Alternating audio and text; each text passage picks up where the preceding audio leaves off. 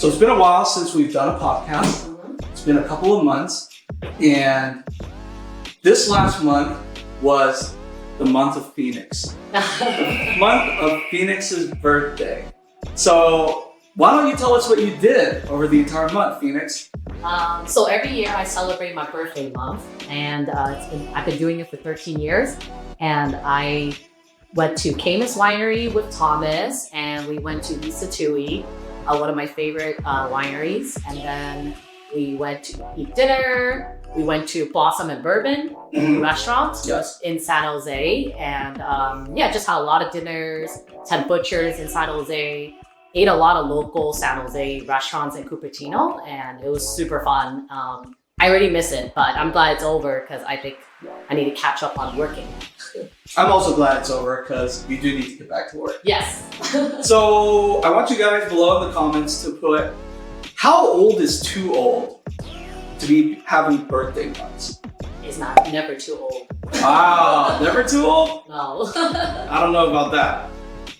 And then, so we did go to that bear restaurant in Napa. Oh, yes. Yes. So I've never been there, and I thought it was really cool. It was in a area with homes. I believe they're short-term rental, and they have a restaurant in the middle of it. So it was my first time going there. I've heard about it before, and it was really nice inside. Everything glowed, everything felt like Napa. There was a lot of trees inside. We sat outside, and then, what did you think of the place? Stanley Ranch is a new development. They have coffee shop there, short-term rentals, hotels, a lot of restaurants around that area. It's like new build, and there's tons of potential there. So I really like the bear restaurant, and I like the coffee shop across from it. It's amazing. I love Napa in general. One day I will purchase a place in Napa because I love Napa Valley and all the vineyards. It's amazing. It's beautiful out there. Now, let's talk about a resale listing that we sold in Castro Valley. And, take us through that process. How did you meet the client? How did the appointment go to get the listing? What kind of work did we do to prep the place? And then how did that process go once we got to negotiations? Yes, so I met this client through a friend, and we met at a party, and nothing really came out of it. We were just friends, and we didn't catch up for a while, and then suddenly my friend's like, hey, she's looking to sell her house. Are you able to help her with it? It's in Castro Valley, a little bit out of your area. Usually we're selling in other like San Jose, Cupertino area. So Thomas and I decided to do the deal together. We drove out there, and then we walked around, looked at the house, and we told her what are the items that she needed to fix and repair. And then our contractor went in there, and handyman, they fixed up everything and then made it really nice. And it was a quick process. So your friend's also a realtor? My friend who referred me to this client is a realtor. So how come the client didn't use your friend? How come they used us? So he is doing real estate a lot less now, and he's been seeing us do a lot of seminars. Both of us been very active, selling homes and just posting everything on social media marketing. So since he's laying low and not selling much homes, he's just referred her to us. And then is that a big part of how you get your business? Is it through referrals? And then how did you build that up? How long have you been doing that?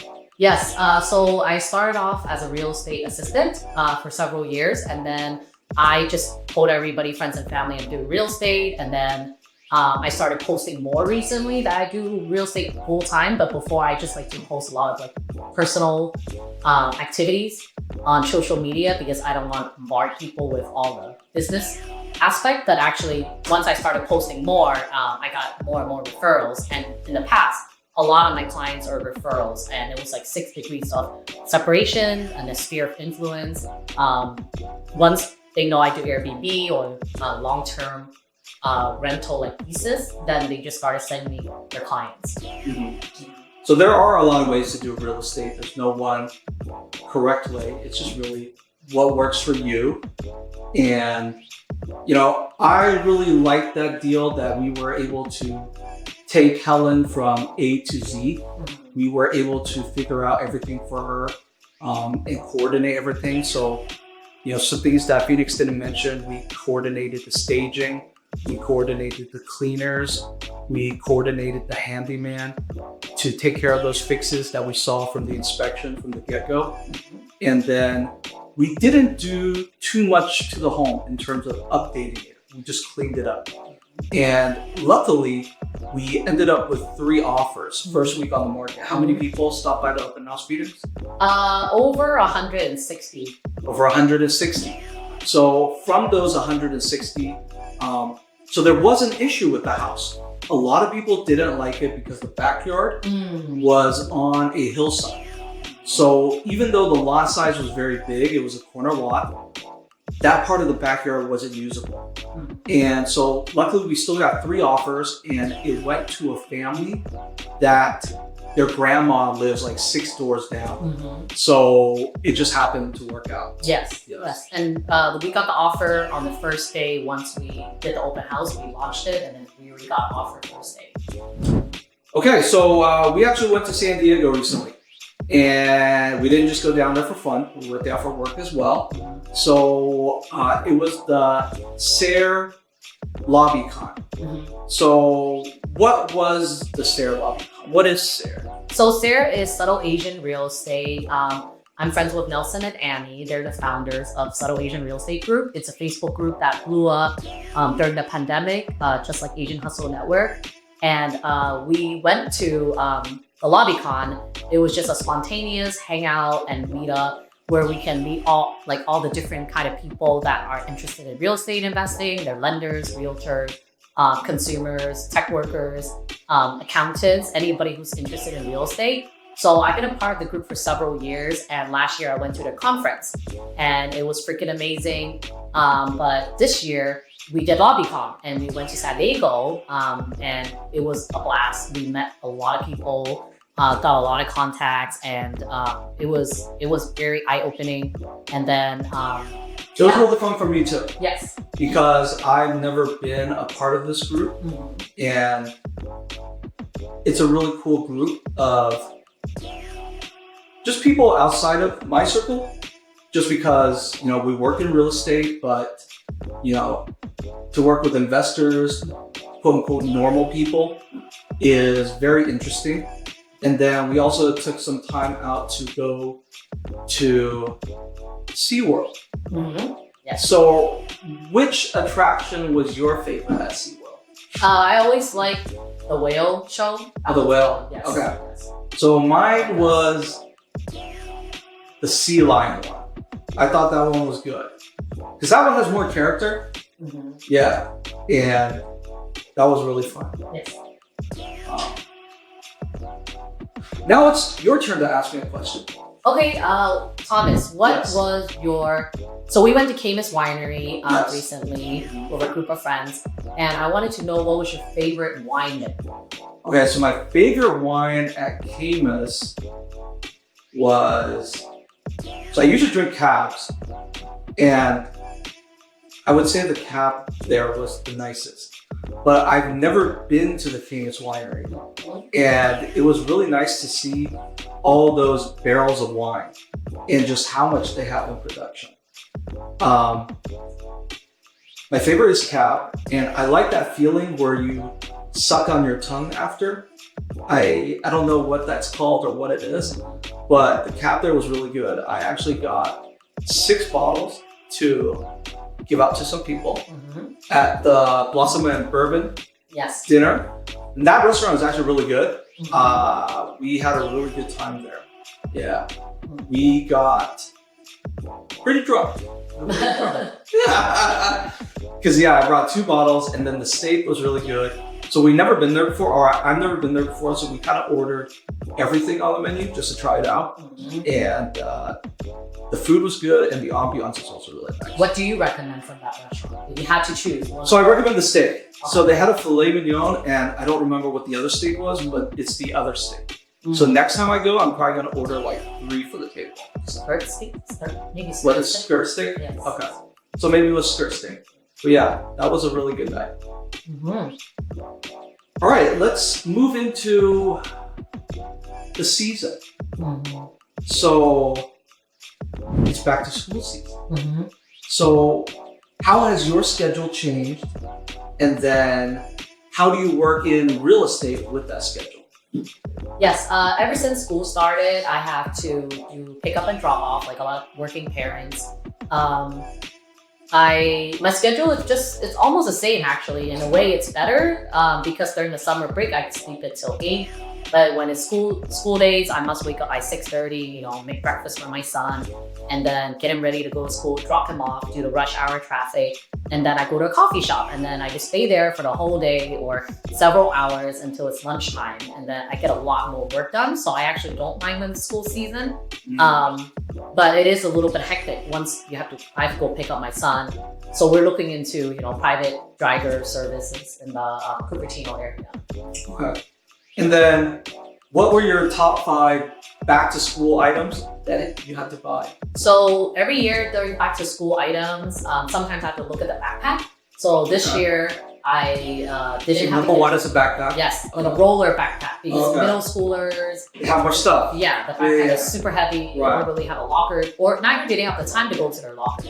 I never had a roller backpack. Oh, I didn't think it was cool. It's so cool. Back when I was in school, I always had the regular backpack, and I hung it low just because I thought that was cool. But then as I got older, I hung it really high. Yes, because it's cooler. That's what. Okay, so number 1 is the roller backpack. Yes. And then notebooks. Okay, notebooks. You always need a bunch of those. The school provides iPads, so he doesn't need that. But pencil and pencil sharpener is really important. And so what kind of notebooks did you get? Did you get them like those spiral? Yeah, but are they the regular ones or were they color on the front? Yeah, they're color on the front. Okay. Yeah. So they sell in the pack. I just go to Target. It's all in one spot, and the new water bottle because sometimes they misplace it. So do kids these days, do they still get books?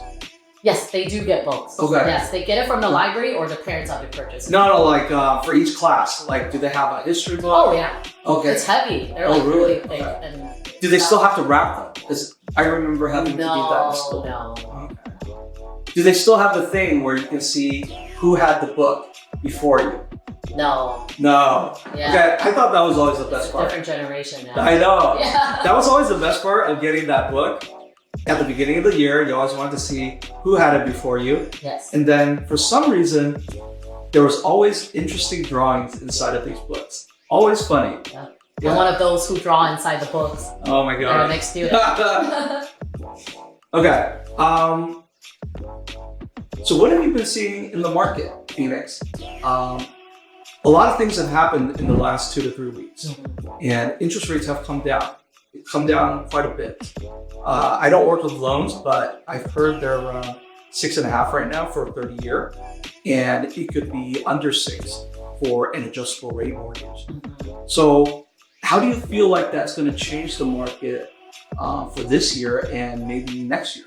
So my loan officer friends that I speak with on a regular basis, they told me that since the rates dropped, they're really busy. They're working till midnight. Sometimes they don't leave the office till 1 a.m. They're working really hard. Therefore, I think that next year is going to be really good. Meaning a lot of people are going to be buying and a lot of people are going to be willing to be selling too. So the last few years has been a little bit slower in general for all the investors, the realtors, lenders, just like even escrow, right? Like transaction has been less, but so far in the last few months, it's been going really well. And I'm getting a lot more calls, and all the people that are like calling us back, they're very interested in purchasing right now. Yeah, so speaking with my lender friends, they're actually doing a ton of refis right now. So a lot of people are refinancing their homes, and we've been seeing buyer activity start to go up. So this is from our seminars and our open houses. and I've been submitting buyers offers as well. So we've been noticing things are picking up, and inventory is still pretty high right now. So there's a good amount of homes to pick from. I don't know what next year is going to bring. We obviously don't have a crystal ball, but I think it's not going to go crazy. And I think that once the inventory dies down from the buyers purchasing those homes, it's going to start being a little more competitive again. Because in the Bay Area, people do have money, and they've been waiting for the rates to drop, and they're finally coming down. So we'll see how that changes everything. Yeah. Okay. Very cool. And then you're also going down to LA this week. Yes. What event is that? So I'm going to the AREAA National Conference. We have it every year around October. And AREAA stands for Asian Real Estate Association of America. Currently, I'm the president of Silicon Valley. And right in the past, Thomas was the past president. So we are a nonprofit. We basically address and push for advocacy for home ownership. And do you want to speak anything about AREAA?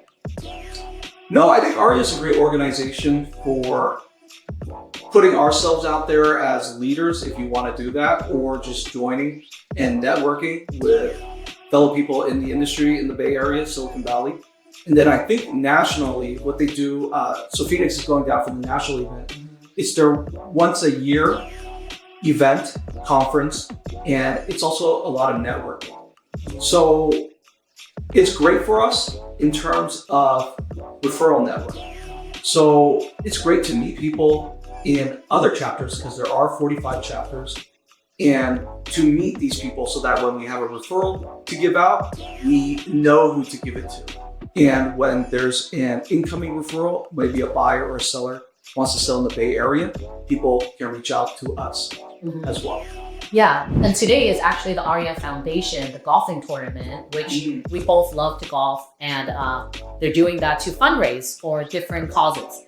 And then the conference will start, and then we're actually staying at the Fairmont Hotel, which I'm super excited about. So I'm gonna learn lots at the seminars and the conference.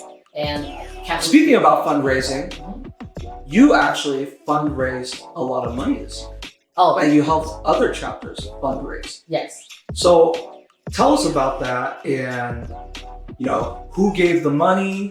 What did the money go to? Why was there fundraising this year? Yes. So we were fundraising for the LA fire victims, and I actually met a lender who is a part of our chapter. His name is Thoma and Rachel Jiang. They are both amazing, top producing lenders, and they actually donated from their foundation to our AREAA Foundation over $36,000. Wow. And then, we actually reviewed the applicants for the applications for the LA fire victims, and it was really sad stories. It was like all the fire, just burned down their homes, and some of them are in their 30s, some of them are up to they're 90-year-olds, and they don't have a home anymore. So what our AREAA Foundation does is we donate the money that we fundraise collaboratively all over the nation, over $100,000. We donated all that to the fire victims. So Tom and Rachel not only donated to our chapter, but which other chapters did they help as well? They donated to the East Bay chapter, like we said, the Silicon Valley chapter, San Francisco, and Sacramento chapters. Okay, cool. All right, we do have a special guest with us today. She just walked in the door, and she's gonna come on, and we're gonna see what she's been up to. So, this is Elisa Covington. Hello, Elisa. Hello, good to see you. Aw, welcome to the show. Yes. Thank you for having me. All right, cool. So, a lot of you might know Elisa from her YouTube channel, and it's about flipping homes and investing and making a pretty good living out of it. But today, we're gonna talk about where you've been traveling to. Because you've been traveling a lot of places. Yeah, Yeah. I went already 3 or 4 international trips this year. Wow. So the first trip was to the British Virgin Islands. Went to Sir Richard Branson's private island hotel. Oh, okay, cool. And then the second trip was to Norway and Portugal with my family. And then the third trip was with a friend, Brenda, to Croatia and also Budapest and Lake. And then the trip I just came back from was to Singapore, Malaysia, and the Maldives. Oh, okay. So Jealous. apparently we're doing something wrong.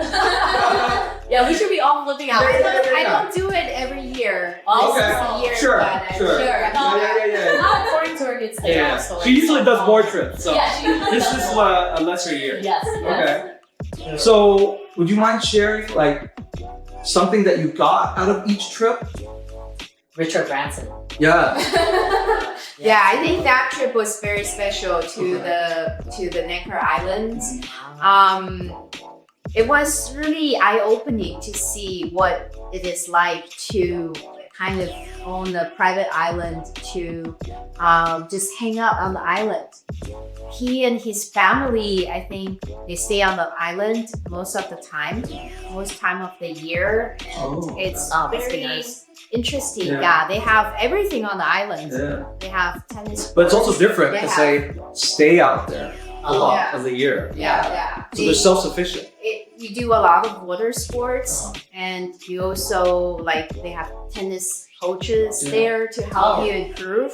Wow. And then there's peacocks, there's lemurs, Oh. and there's hundreds or thousands of flamingos. Oh. Yeah, Okay. it's quite an experience. So do they grow their own food out there? Do they bring it in? I think it's brought in. I Okay. don't think they farm there. I see. Yeah. And then, did you have to take a boat over there? So how long was that boat ride? It was like 20-30 minutes. Oh, that's Not not that bad. long. Yeah. Okay, that's pretty close. What is he like in person? Yeah. He's so cool. He's Right. really humble and very personable, very down to earth. He was making fun with us. He took us on a hike. Uh-huh. So he's super fit. Oh. He would go on bike rides very early in the morning, 5 a.m. And I didn't wake up for that bike ride, but from what I heard, it was steep uphill. Oh. Wow. And he was the only one who stayed on the bike the entire time. All the other people, much younger people, had to get down the bike to push up because it was so steep. And then he took us on a hike along the coast, and it was very steep, and there was a cliff, kind of a cliffside that he stopped there, while the edge was so short. It was Yeah. so small, So we were all close cramped in That's that crazy. area. Wow. And then he was pointing to the cliff up there, and he said, "Okay, now we're climbing up." Oh. And Now we're everybody around him were There's no way. we turned our Yeah. face white, Yes. white. No. We were like, "Are you Yes. kidding?" Yeah. And he's like, "Okay, so you need to make sure that you hold on to it very carefully Oh, and no. don't fall down." And then he said, "Okay, I got you all."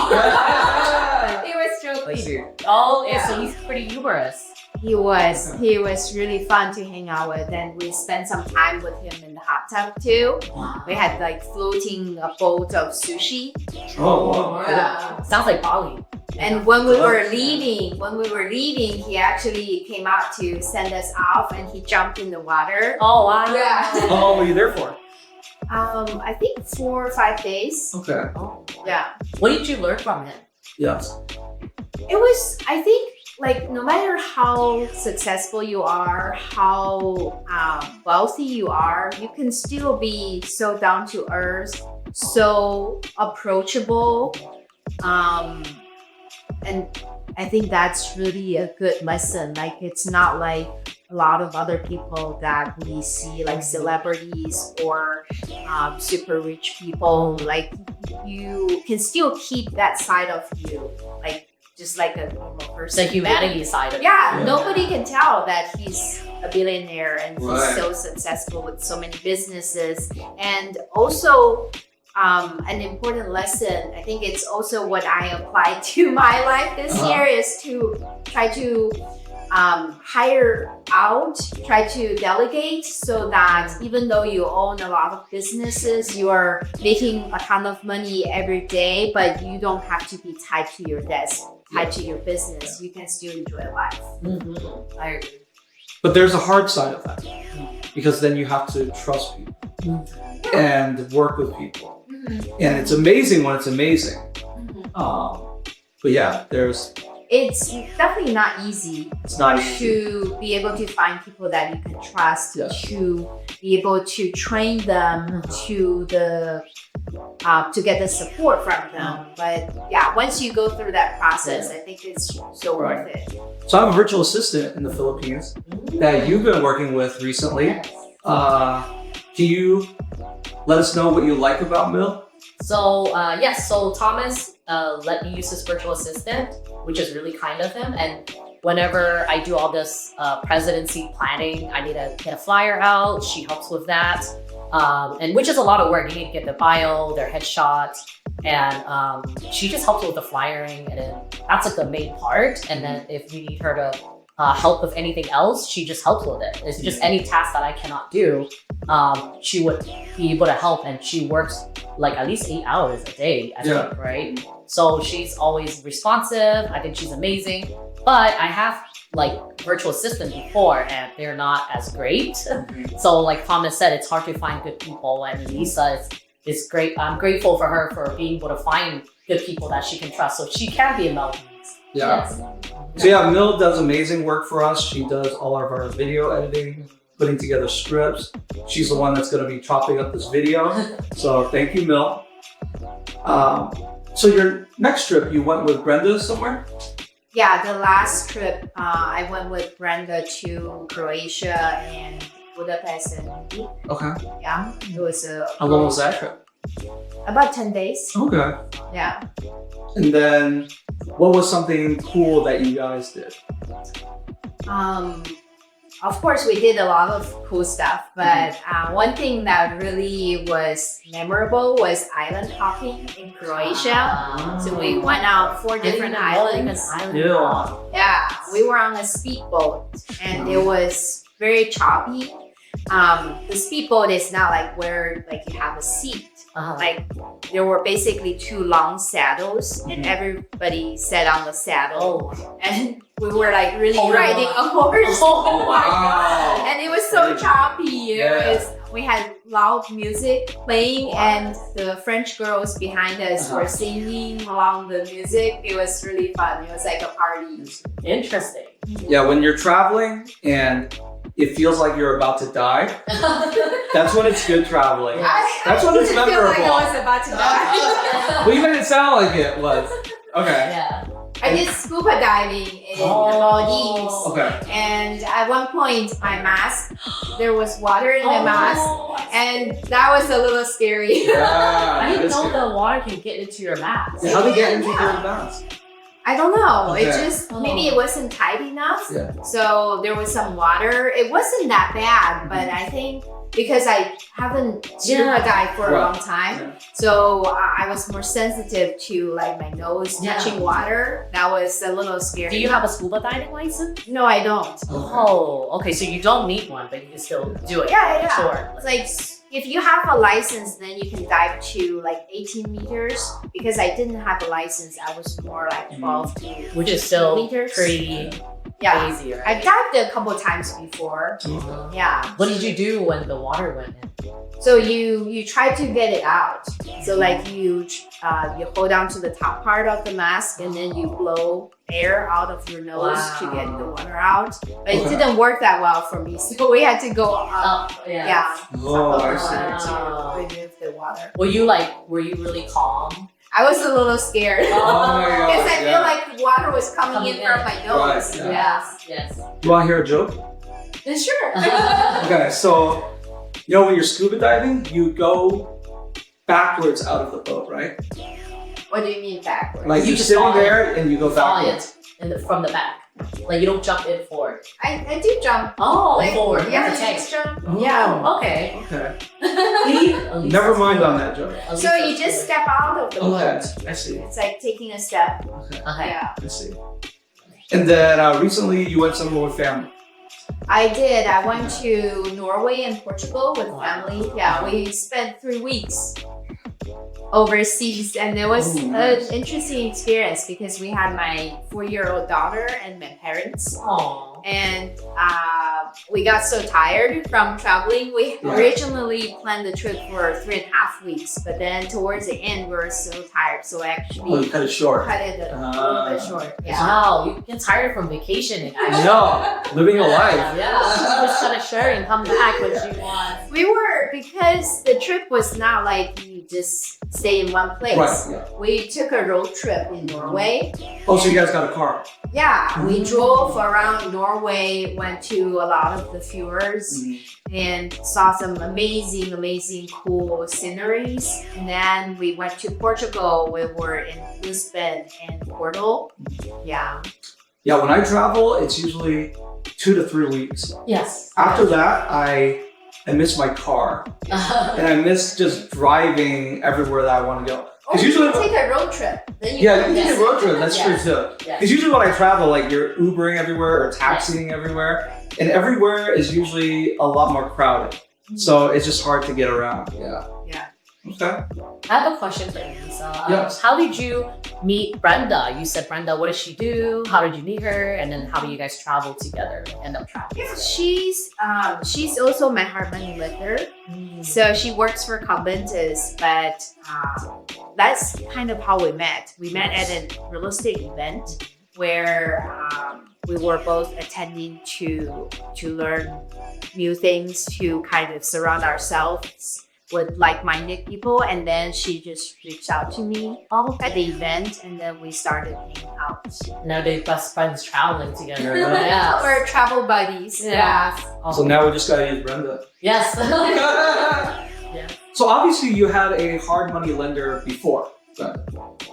I was working with Commenters, yeah. Okay. Yeah, I was working with them, but I didn't have more of a personalized service. Okay. Yeah. So do you feel like that relationship changed when she started working with Brenda? Like, did she do anything different or? Yeah, it's more personalized Okay. service. She has to work hard. No, they just they would like do a lot of like if you need an exception, if you need some like special pricing, they are like when you have somebody you could talk to directly is easier. And then how is that lending process when you started out versus now? Because I know for hard money lending, a lot of it is based on your experience, your projects, how they go. So, you know, for people watching that may want to get into flipping, you know, how did that process change over time? So when you are starting out, of course, the lenders need to kind of gauge your capabilities, and you don't have a lot of track record, so it's harder and the rates are higher. And as you become more and more experienced, they have more trust in you. They know that you can deliver, you can get the profits that you project. So the rates get better, and the process is also more kind of streamlined. Yeah, it's easier, faster.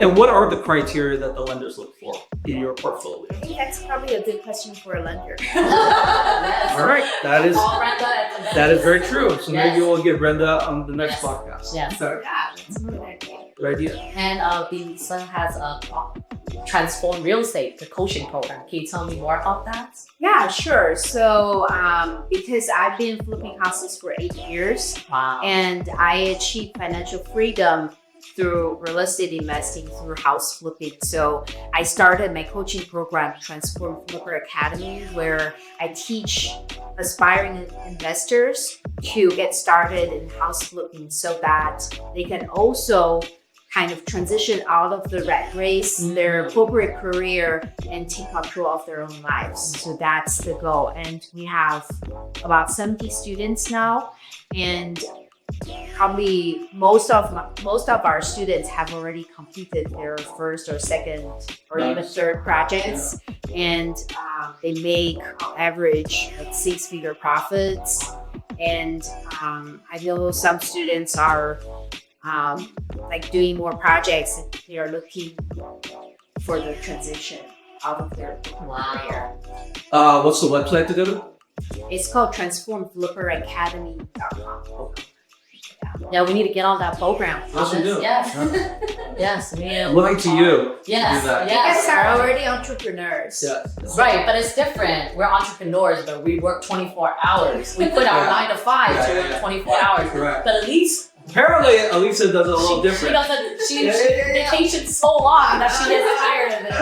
She wants to go home to her bed. It's a little bit different. Yeah, it's really how you set up your business, because there are a lot of house flippers, real estate investors also work long hours. Yes. So I kind of make that decision early on to maintain this work-life balance. I don't want to, as my own boss, I don't want to have to work myself like kind of such long hours, and I don't think it's worth it. That's why I decided early on to delegate as much as I can and find good people to build my team, and also a system so that I can work about 10-15 hours a week on the flipping side of business while still maintaining a healthy lifestyle. Yes.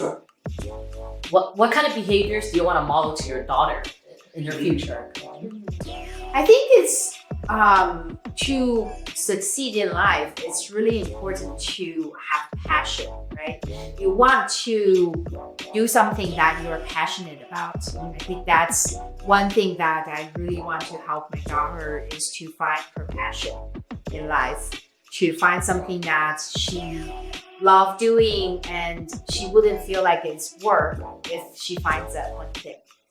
And then once you have the passion, hard work is a must, right? Yes. If you don't put in the work that's needed, you can't succeed in everything. And then just really enjoy life. Yeah. So, let me ask you, how has business been this year? And then from an investor flipper standpoint, where do you think the market's going to go next year? So this year has been crazy. Like, I'm traveling so much, but it's also my best year so far. Nice. So I've already sold 33 homes. Wow. Okay. Yeah, it's a big number. It's a big step up. It's already 3 times what I did last year, the entire year. Okay.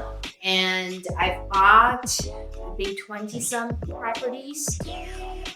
So it's a big year, and it's been amazing. I think it's just the system, the team I built over the years really like came to a tipping point. Okay, that's how like the business really kind of exploded this year.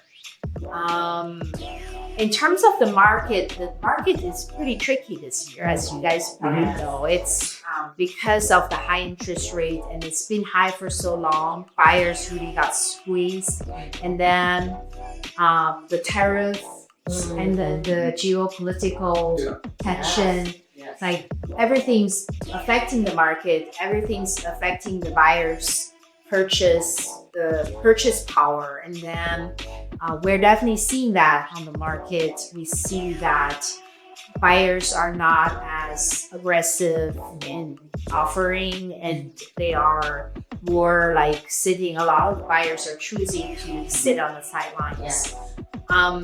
So it's pretty tricky, but I think if you know, like, I'm a big believer in, you can make money in real estate. You can flip houses in any market and make great profits as long as you know what you're doing, Right. as long as you know how to control the risks. So that's what I'm doing this year. So let's stay on this year.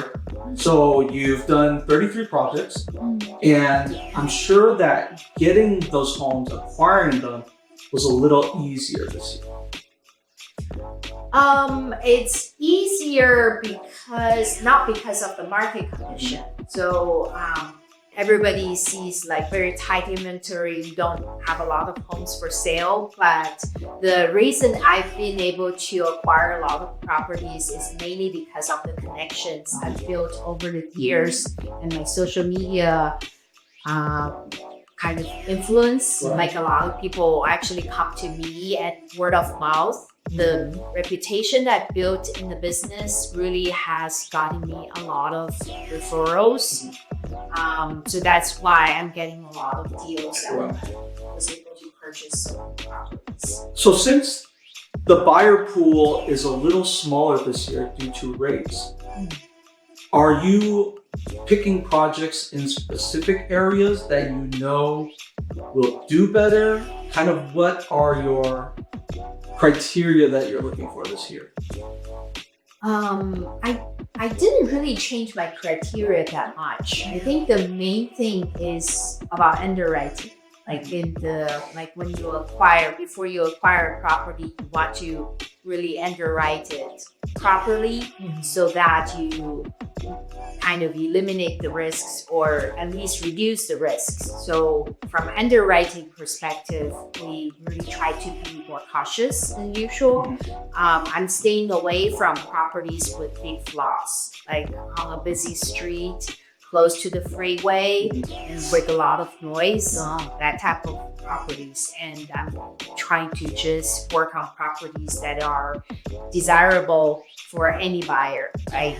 Like the properties that are just regular properties that are 3-bedroom, 2-bath, and all kind of the from entry level to like the lower price point homes that are affordable to most buyers. That would work for everyone. Yeah. How about cemetery, or what about, for Chinese people, we don't like the number 4 and the door number. Like, is there anything like that? House number? I haven't really paid that much attention to the street numbers, but cemetery, one of my students came across a property like that, where the property overlooks the cemetery.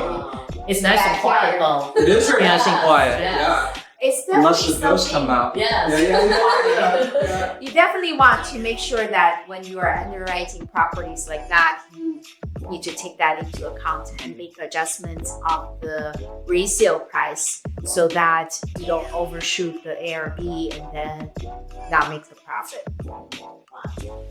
And then where do you see the market going next year? Hopefully next year will be better. I feel like there's a lot of pent-up demand because buyers are not able to afford properties like for the last couple of years. So if we see some movement in the interest rate, it can really help the buyers. Because I believe interest rates can only go down to 5.